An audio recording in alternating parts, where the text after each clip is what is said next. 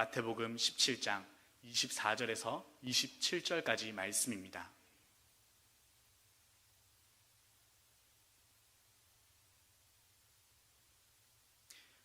다시 한 번 더 말씀드립니다. 오늘 함께 볼 하나님의 말씀은 마태복음 17장 24절에서 27절까지 말씀입니다.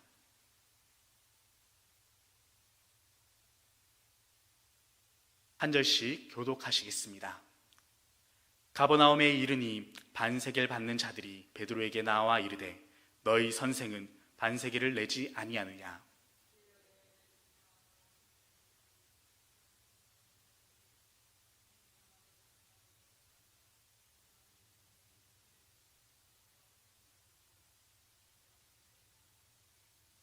베드로가 이르되 타인에게이다.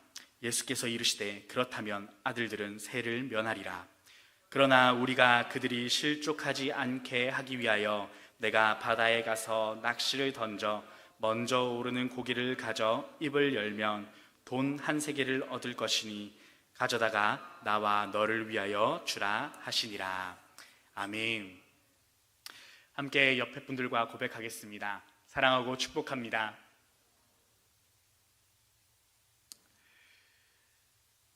대한민국이 살기 힘들다고 또 국가에서 국민들에게 너무나도 지원을 안 해준다고 비록 볼멘 소리를 하기도 하지만 의무교육을 초등학교, 중학교, 고등학교까지 무상으로 지원하며 또 학생들에게 무상급식을 지원하는 나라는 거의 없을 것입니다. 사진을 2장 준비했는데 좀 띄워주시겠습니까? 왼쪽에는 우리 어른들이 공감하실 만한 추억의 도시락이고요. 그 다음에 오른쪽에는 급식실에서 급식을 받고 있는 학생들의 모습입니다. 과거에는 급식 문화가 없을 때는 이렇게 집에서 양은 도시락에 도시락을 싸서 가지고 가서 저렇게 올려놨다고 들었습니다. 그리고 점심시간이 되거나 혹은 점심시간 전에 도시락을 까먹고 그러다가 선생님한테 걸려서 벌도 받는다는 그런 이야기를 듣기도 하였습니다. 저는 요 왼쪽 세대라서 급식실에 가서 급식을 먹고 친구들과 열심히 축구를 했던 기억이 있습니다. 학교에서 학생들을 대상으로 진행되어지는 점심 급식은 무상으로 이루어집니다. 학생들에게, 가정에게 돈을 받지 않는다는 말입니다. 저녁에 이루어지는 저녁 석식은 신청한 학생에 따라서 돈을 받지만 의무 교육 시간에 포함되어진 이 점심 식사는 돈을 받지 않는 무상으로 이루어지는 것입니다. 그런데 학교 급식을 무상으로 같이 함께 누리는 사람들이 있습니다. 한번 누군지 추측해보지 않겠습니까? 선생님이요? 그렇지 않습니다. 선생님들도 각자의 월급에서 돈이 나가거나 혹은 그런 돈들이 이루어져야 된다고 합니다. 하지만 무상으로 지원받는 사람은 교장 선생님도 아니고 교감 선생님도 아니라 바로 급식실 직원이라고 합니다. 급식실 직원분들은 자신들이 만든 음식을 자기가 먹기 때문에 이러한 급식을 먹는 데 있어서 돈을 내지 않는 것입니다. 그분들의 논리는 이렇습니다. 버스 기사가 버스를 운전하고 가는데 버스를 타는 데 있어서 버스비를 내겠습니까? 또 식당 종업원이 돈을 내고 자기가 만든 밥을 사 먹진 않습니다. 이 사람들의 말은, 논리는, 주장은 분명히 타당합니다. 자신이 누려야 할 권리를 누리는 것, 그것이 자연스럽고 당연한 일입니다. 우리는 이렇게 자기가 누려야 할 권리를 누리는 것을 타당하게 받아들이는 보편화된 세상을 살아가고 있습니다. 세상은 말합니다. 내 것을 내 것이라고 말하는 것이 옳다고, 정당한 권리는 스스로 찾아서 누리는 것이라고 세상은 오늘도 우리에게 말합니다. 그런데 오늘 예수님께서는 성전세를 내는 문제에 관하여 우리가 알고 있는 것과는 조금 다른 행동을 취하십니다. 27절 말씀에 그러나 우리가 그들이 실족하지 않기 위하여 내가 바다에 가서 낚시를 던져 먼저 오르는 고기를 가져 입을 열면 돈 한 세겔을 얻을 것이니 가져다가 나와 너를 위하여 주라.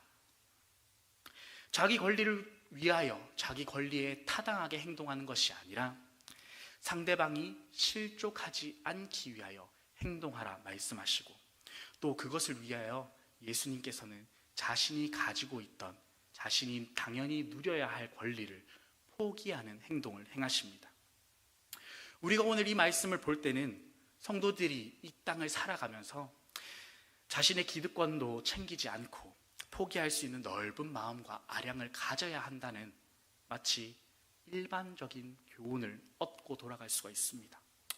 그러나 성전세를 내야 하는 이 오늘의 말씀은, 예수님께서 보이신 오늘의 이 행동들은 예수님께서 걸어가신 십자가의 길과 또 삶의 방식을 우리에게 보여주고 계신 말씀입니다. 오늘 말씀을 통하여 예수님께서 걸어가신 삶의 방식을 따라 영혼을 살리고 세우며 그러한 사명을 감당할 수 있는 우리 성도님들로 세워지기를 간절히 소망합니다. 예수님께서는 귀신이 들려 병을 앓고 있는 아이를 치유하지 못하는 그 아이를 치유하시고 믿음이 없고 패역한 세대라고 제자들을 책망하셨습니다. 그리고 그들을 책망하신 후에 제자들에게 다시금 주님께서 걸어가야 할 그 십자가의 길, 고난과 죽음과 그리고 부활에 대해서 말씀하셨습니다. 마태복음 17장 22절, 23절, 오늘의 바로 앞본문입니다. 인자가 장차 사람들의 손에 넘겨져 죽임을 당하고 제3일에 살아나리라. 아멘.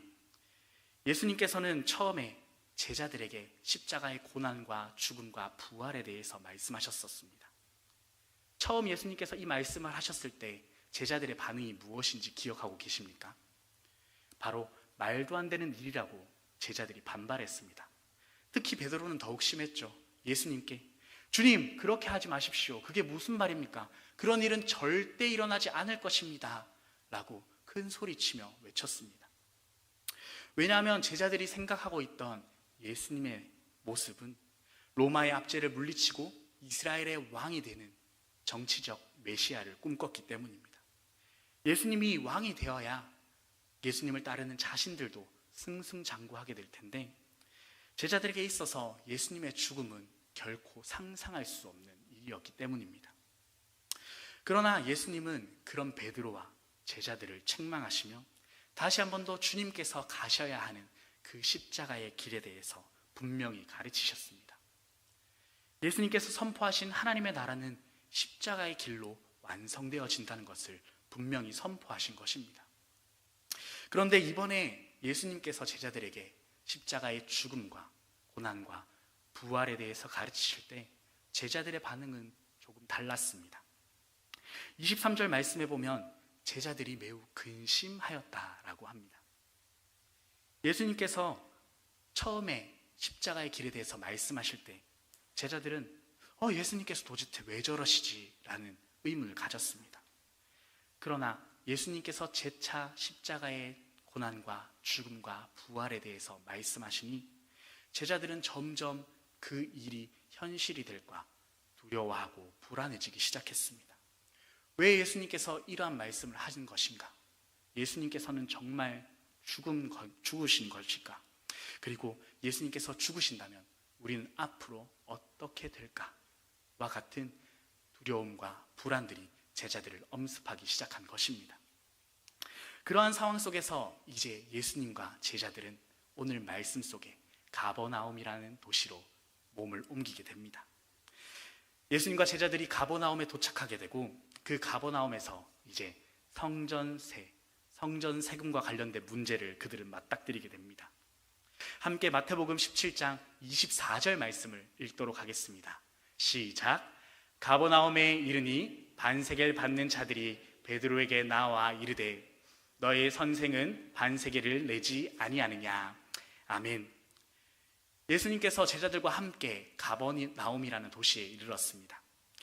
예수님과 다른 제자들은 숙소에서 머물고 있을 때 무슨 영문인지는 모르겠지만 베드로만이 혼자서 마을을 거닐고 있었을 때였습니다. 그때 혼자서 마을을 거닐고 있는 베드로에게 성전세를 거두는 사람들이 나타납니다. 그리고 베드로에게 묻습니다. 왜 당신의 선생님은 성전 세금을 내지 않습니까? 당시 모든 이스라엘 백성들은 성전을 위한 성전 세금을 내야 했습니다. 성전 세금은 일반적으로 로마에 지불하는 세금과는 달리 오직 성전을 위해서 내는 세금이었습니다. 로마 정부와는 관계없이 유대인들이라면, 이스라엘 백성들이라면 마땅히 내어야 하는 세금이었던 것입니다. 왜냐하면 이 성전세의 기원이 바로 출애굽한 이유를 시작으로 출애굽기 30장 13절에서 16절에 분명하게 말씀하고 있기 때문입니다.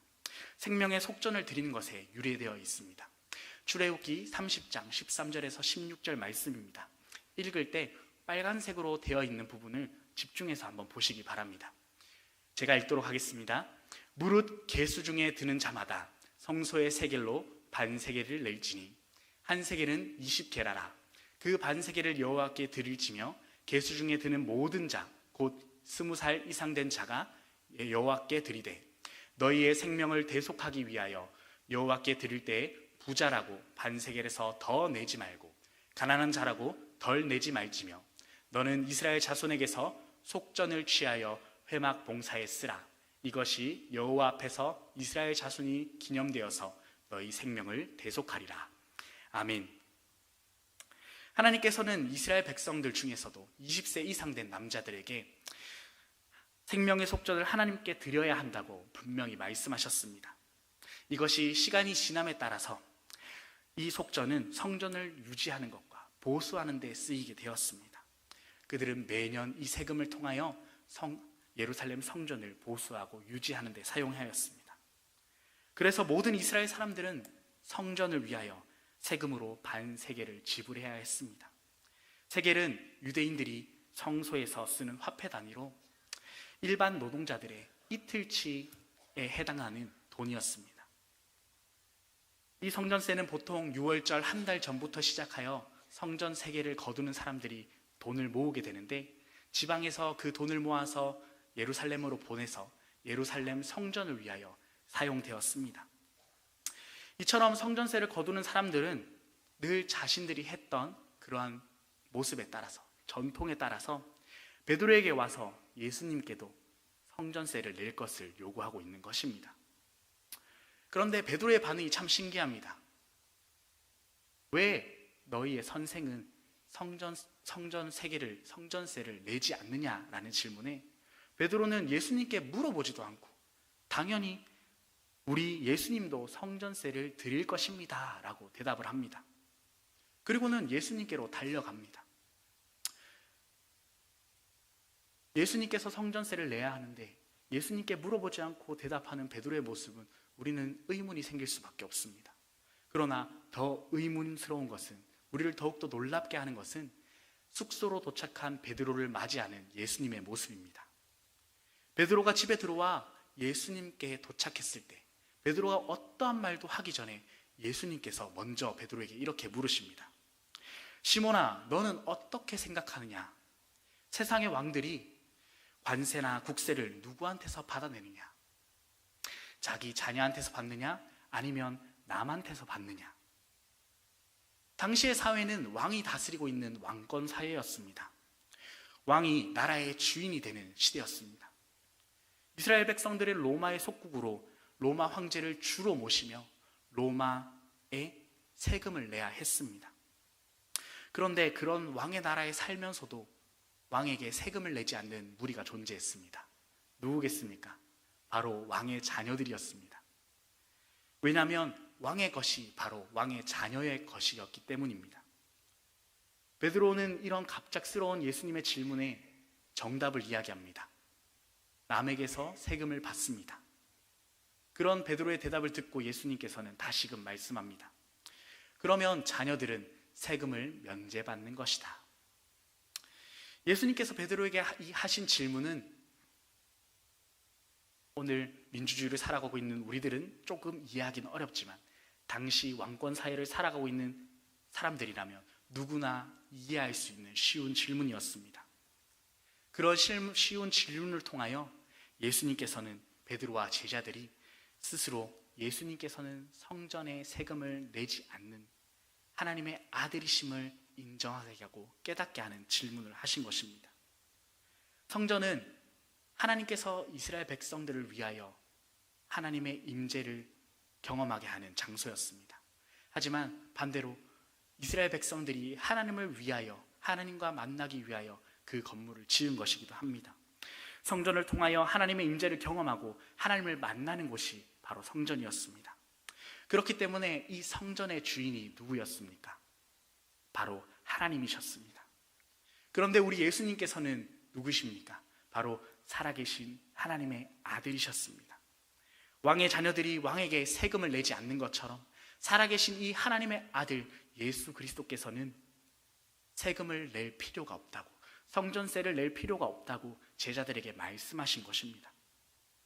더 나아가 이 예수 그리스도께서 이 땅에 오심으로 이제는 성전을 중심으로 한 그런 체제가 아니라 그것이 무의미하게 되고 예수 그리스도 안에서 우리는 한 사람 한 사람이 성전이 되었습니다.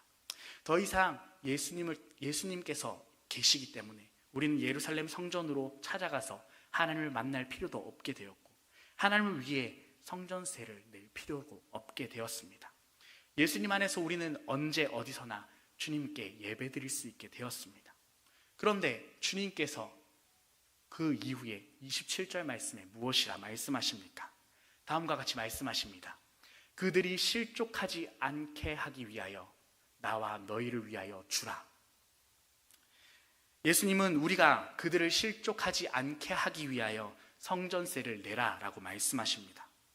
여기서 실족하지 않다라는 단어는 원어적 의미로 걸려 넘어지지 않게 하다, 범죄하지 않게 하다라는 의미를 지니고 있습니다. 예수님께서는 성전세를 낼 필요가 없으신 분이십니다. 그러나 당시 사람들이 이 성전세를 내므로 인해서 하나님의 임재를 경험하고 하나님과 나아가는 것에 중요하게 느끼고 있었기 때문에 그들이 복음을 아는 것을 방해받지 않기 위하여 예수님께서는 성전세를 내라 하신 것입니다. 예수님께서 오심으로 성전은 더 이상 그 역할과 그 의미를 지니지 않았습니다. 그리고 예수님께서는 성전세를 낼 필요가 없으셨습니다. 그러나 아직 주님께서 십자가의 길을 걷지 않으시고 십자가의 부활을 분명히 보이시기 이전이었기 때문에 사람들은 예수님으로 말미암아 진정한 성전이 임하는 것을 알 수 없었습니다. 그래서 주님께서는 성전세를 내지 않을 권리가 있으셨음에도 불구하고 예수님께서는 아직 성전세가 필요한 이스라엘 백성들을 위하여 자신의 그 권리를 내려놓으시기로 한 것입니다.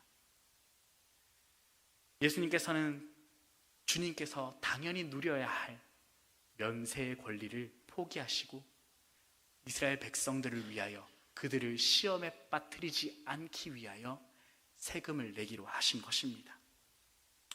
우리는 원칙과 원리를 사수한다고 이야기하면서도 때로는 정당하지 않은 고집과 우리의 아집으로 공동체를 분란에 일으키거나 또 어지러움을 일으킬 때를 경험하곤 합니다.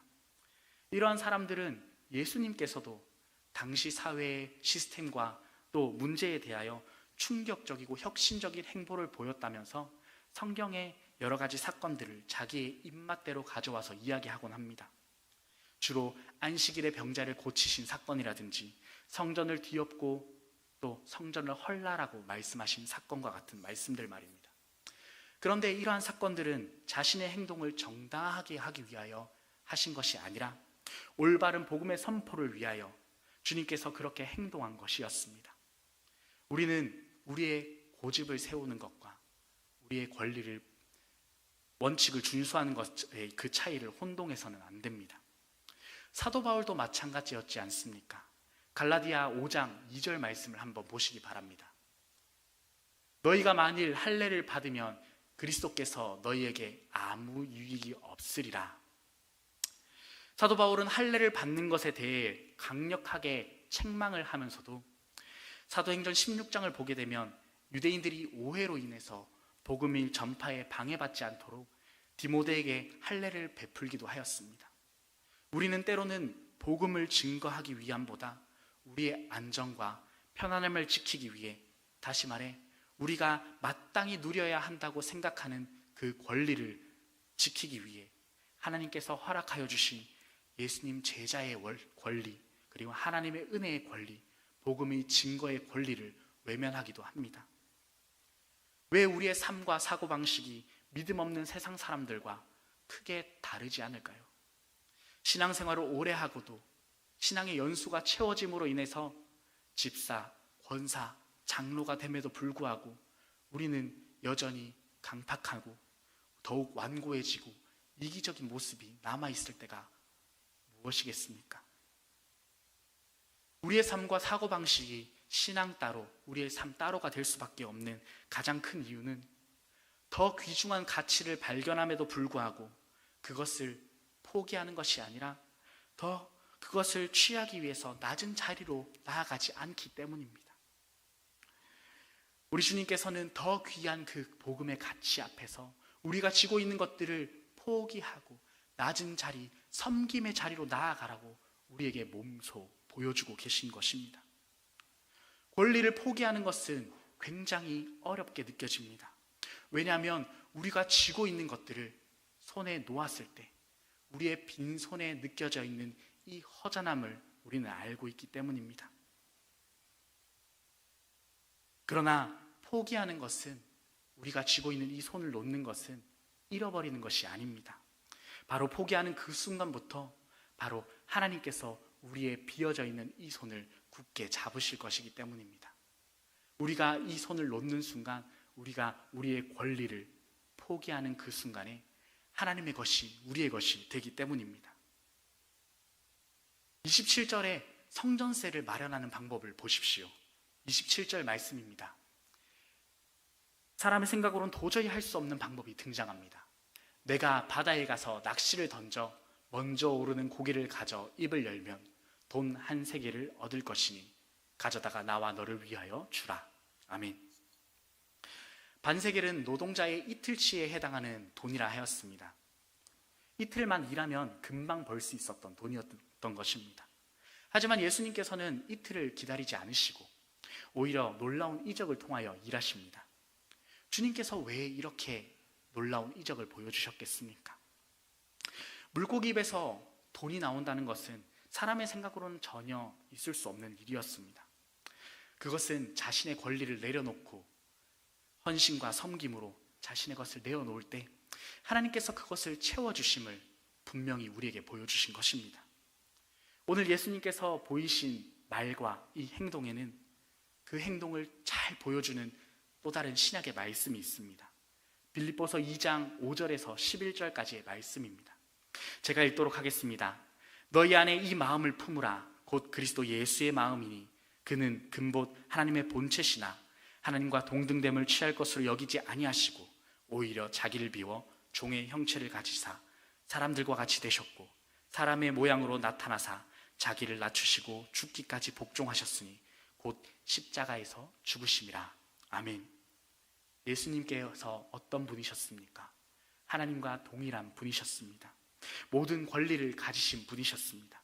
그러나 주님께서는 이 모든 권리를 포기하셨습니다. 오히려 자기를 비우시고 그 하나님의 영광의 강체를 내려놓으시고 우리와 똑같은 모습으로 이 땅 가운데 오셨습니다. 그것뿐만 아니라 자기를 낮추시사 죽기까지 복종하셨습니다. 왜 그러셨겠습니까? 왜 그러셨겠습니까? 보잘것없는 우리를 위하여 그렇게 하셨습니다. 하나님의 영광의 보좌보다 오늘도 내 것을 움켜쥐고 그것을 놓으려고 하지 않는, 마땅히 누려야 할 그 권리를 나는 누리겠다고 움켜쥐고 있는 우리를 더 귀하게 여기셔서 우리를 위해서 예수님께서 섬김의 자리로 나아오신 것입니다. 오늘의 이 성전세의 문제에 대한 말씀은 그저 예수님께서 성전 세금을 내고 안 내고의 문제가 아니었습니다.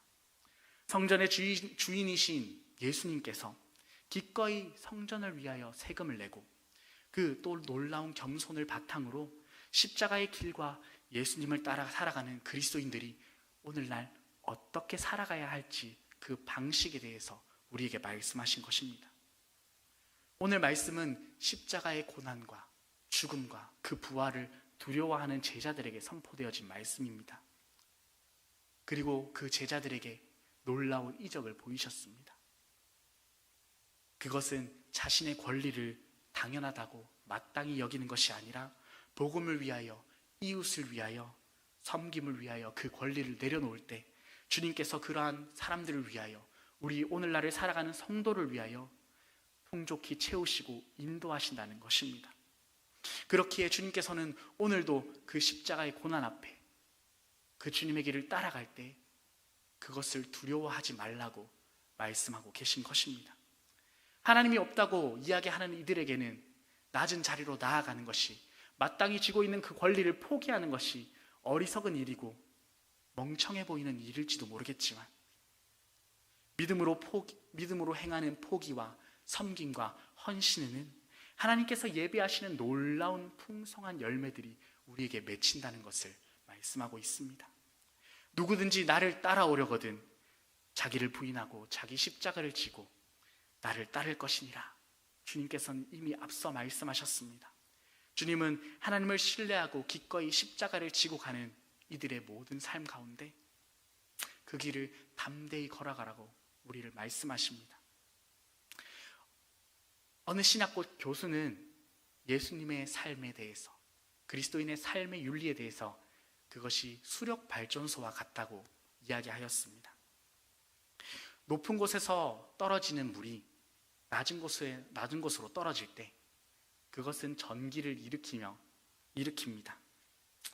그리스도인들은 높은 자리가 아니라 더 낮은 자리로, 겸손의 자리로 나아갈 때, 섬김과 사랑으로 그것을 행할 때 예수님이 드러나게 되는 것입니다. 우리 예수님께서 그렇게 우리에게 사랑을 몸소 보여주셨습니다. 하나님이셨던 예수님께서 하늘 보좌에서 내려와 우리와 동등한 위치, 아니 우리보다 더 낮아지시기까지 무릎 꿇으시며 피 흘리시기까지 낮아진 그 자리로 나아가셨던 이유는 그 사랑으로 인해서, 그 섬김으로 인해서 우리에게 놀라운 구원과 사랑과 은혜를 더하여 주시기 때문입니다. 그 예수님을 본받아 사는 것이 바로 예수 그리스도의 제자요, 성도요, 그리스도인의 모습입니다. 마땅히 누릴 수 있는 권리를 포기하고 복음을 위하여 이웃을 사랑하며 살아가는 것, 그것이 오늘 이 땅을 살아가는 그리스도인들이 세상 가운데 보여주어야 할 모습입니다. 그렇게 살아갈 때 우리 하나님께서는 오늘도 말씀처럼 생각지도 못한 방식으로 우리의 삶을 채우실 뿐만 아니라 우리의 삶을 하나님의 풍성한 열매로 가꾸어 가실 줄 믿을 수 있기를 간절히 소망합니다. 말씀을 마치며 기도하도록 하겠습니다. 사랑과 은혜가 풍성하신 하나님 아버지, 하나님의 풍성하신 사랑과 한없는 은혜로 우리를 주님의 복된 자녀로 삼아주심에 감사합니다. 영광의 자리에서 가장 낮은 섬김의 자리로 우리가 실족치 아니하도록 그 권리를 포기하시면서까지 십자가의 길을 걸어가신 주님과 늘 동행하는 저희들 되게 하여 주시옵소서. 감사드리며 예수님의 이름으로 기도드립니다. 아멘.